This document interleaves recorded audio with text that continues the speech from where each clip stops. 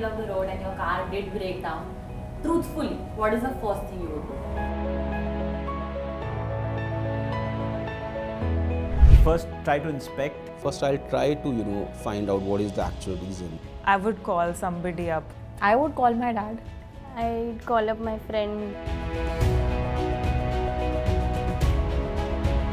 We should provide them a conducive environment. Workshops in the corporate probably could be an easy solution. Some kind of visual workshop with video-based information. More practical, more on-job training regarding my own vehicle.